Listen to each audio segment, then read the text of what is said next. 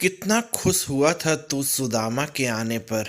नंगे पैर दौड़ा था तू उसे अपने घर बुलाने पर। तीनों लोक लुटा दिए चावल के आधे दाने पर। मर जाऊं श्याम मैं तो तेरे ऐसे याराने पर। कृष्ण और सुदामा की दोस्ती के बारे में तो कौन नहीं जानता, लेकिन जब सुदामा कृष्ण से मिलने के लिए अपने घर से जाने को तैयार हुए तो उनके और उनकी पत्नी सुशीला के साथ क्या बातचीत हुई वो आपको मैं कुछ बताता हूँ। द्वारिका जाने को तैयार सुदामा ने चावल की पोटली बांधती पत्नी से कहा, 3 मुट्ठी तंदुल, यह भला कैसा उपहार हुआ सुशीला। माना कि हम दरिद्र हैं, पर वे तो नरेश है ना।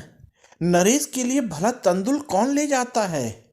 उपहार का संबंध प्राप्तकर्ता की दशा से अधिक दाता की भावनाओं से होता है प्रभु। और एक भिक्षुक ब्राह्मण के घर के 3 मुट्ठी चावल का मूल्य श्री कृष्ण न समझेंगे तो कौन समझेगा। आप निश्चिंत होकर जाइए, सुशीला ने कहा। सुशीला उस ब्राह्मण कुल की लक्ष्मी थी। अपने आंचल में परिवार का सम्मान बांधकर चलने वाली देवी वह अडिग थी। सुदामा की झिझक समाप्त नहीं हो रही थी। बोले, किंतु वे नरेश हैं सुशीला, हमें उनकी पद प्रतिष्ठा का ध्यान तो रखना ही होगा ना। तुम यह सब छोड़ दो, मैं यूं ही चला जाऊंगा। मित्र को स्मरण करते समय यदि उसकी सामर्थ्य पर ध्यान जाने लगे तो मित्रता प्रदूषित हो जाती है। देवता, भूल जाइए कि वे द्वारिकाधीश हैं। बस इतना स्मरण रखिए कि वे आपके वे मित्र हैं जिनके साथ आपने गुरुकुल के दिनों में भिक्षाटन किया था।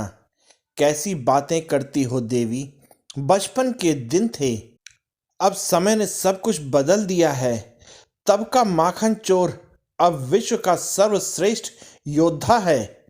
वे धर्म संस्थापक हैं, इस युग के देवता हैं। सुदामा का पुरुष मन सांसारिक भेदों से मुक्त नहीं हो पा रहा था। समय सामान्य पुरुषों को बदलता है, कृष्ण जैसे महानायकों को नहीं। वे एक शरीर के अंदर अनेकों रूपों में विद्यमान हैं। वे जिस रूप में मिले उसके लिए सदैव उसी रूप में रह गए। क्या राधिका मानेंगी कि उनका मुरली मनोहर अब प्रेमी नहीं, योद्धा हो गया है।